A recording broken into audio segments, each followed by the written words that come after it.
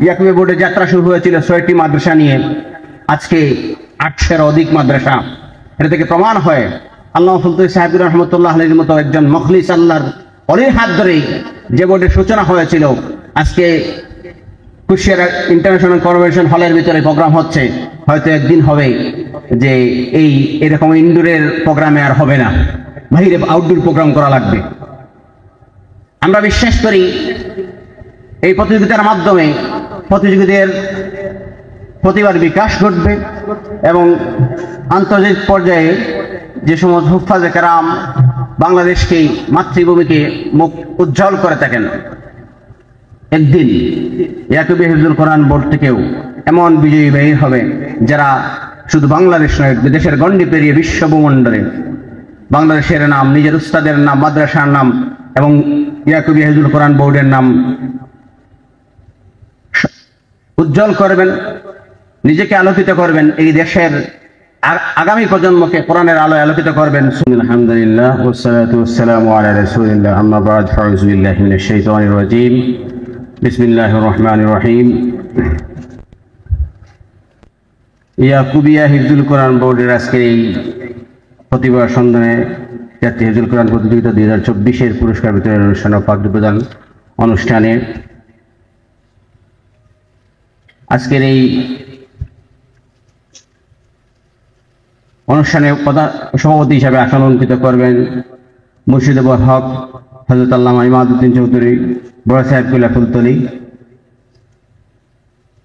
প্রধান মুআজ্জিজ মেহমান হিসাবে তাশরিফ আনবেন মদিনার সাইয়্যিদ সাহেব সহ অতিথিবৃন্দ। মঞ্চে আসন অলঙ্কৃত করেছেন আল্লামা ফুলতলি সাহেব রহমতুল্লাহ সুযোগ্য নাতিবৃন্দ সহ অতিথিবৃন্দ, বিভিন্ন মাদ্রাসার প্রিন্সিপাল মহোদয়গণ, হুফাজে কারামগণ, সকলকে ইয়াকুবে হিফজুল কোরআন, বিশেষ করে ইয়াকুবে হিফজুল কোরআন বোর্ডের প্রতিযোগিতার জাতীয় পর্যায়ে বিজয়ীদেরকে শুভেচ্ছা জানাই এবং অতিথিবৃন্দের প্রতি কৃতজ্ঞতা জ্ঞাপন করছি। পাগড়িপ্রাপ্ত তাকমিল শেষ করে যারা হিফজ শেষ করেছেন সকল অনেক ভবিষ্যতের জন্য শুভকামনা জানাচ্ছি। আমরা জানি ইয়াকুবে হিফজুল কোরআন বোর্ড প্রতিষ্ঠা করেছেন আল্লামা ফুলতুহি সাহেব রহমতুল্লাহ আলাইহি।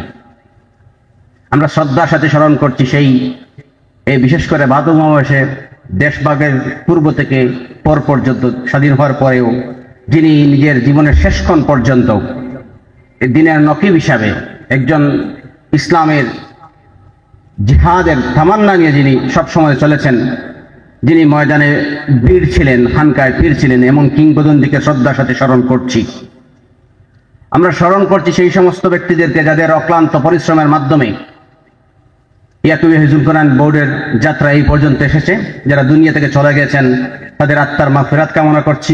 যারা জীবিত আছেন আপনাদেরকে সকলের কাছে তাদের নেক হায়াতের জন্য দোয়া চাচ্ছি।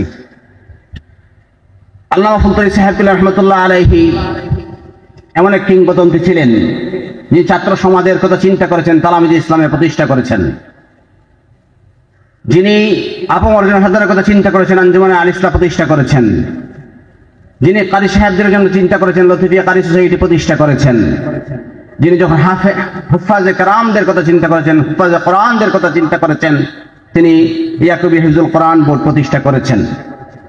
আল্লামা ফুলতুহি সাহেব রহমতুল্লাহ আলাইহি দিনের প্রতিটি গণ্ডিতে যাতে করে আহলে সুন্নাত ওয়াল জামাতের আকীদা সর্বত্র সহিহ আকীদা পৌঁছে দেওয়া যায়, সেই লক্ষ্যে যিনি সংগ্রাম করেছেন, প্রত্যেকটি ক্ষেত্রে ছাপ রেখে গেছেন। ইতিহাসে যাদেরকে ক্যারিজমেটিক ক্যারেক্টার বলা হয়, যারা মিরাকেল ঘটিয়ে থাকেন, এরকম আল্লামা ফুলতুহি সাহেব রহমতুল্লাহ আলাইহি ইয়াকুবে বোর্ডে যাত্রা শুরু হয়েছিল ৬টি মাদ্রাসা নিয়ে, আজকে ৮০০-এর অধিক মাদ্রাসা।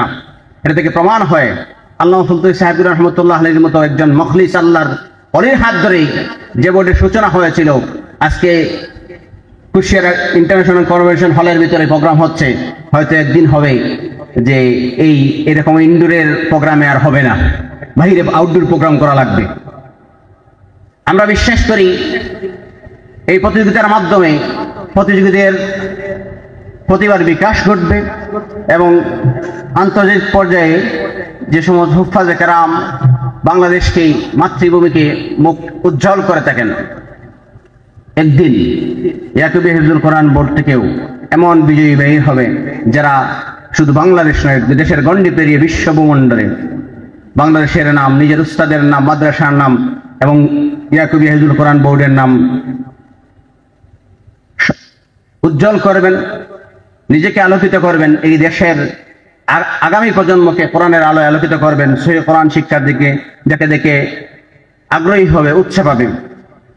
আমরা ধন্যবাদ জানাই ইয়াকুবিয়া হিফজুল কোরআন বোর্ডের সকল দায়িত্বশীল বৃন্দকে যারা এমন সুন্দর আয়োজন করেছেন। আমি আমার বক্তব্য দীর্ঘিত করছি না। আমাদের অতিথিবৃন্দ রয়েছেন, মুআজ্জাজ মেহমানবৃন্দ রয়েছেন, তাদের কাছে আমরা বক্তব্য শুনবো। শুধু আমরা চাই যে ইয়াকুবিয়া হিফজুল কোরআন বোর্ডের যে যাত্রা শুরু হয়েছে সেটা দিন দিন আর তরক্কির সাথে এগিয়ে যাক।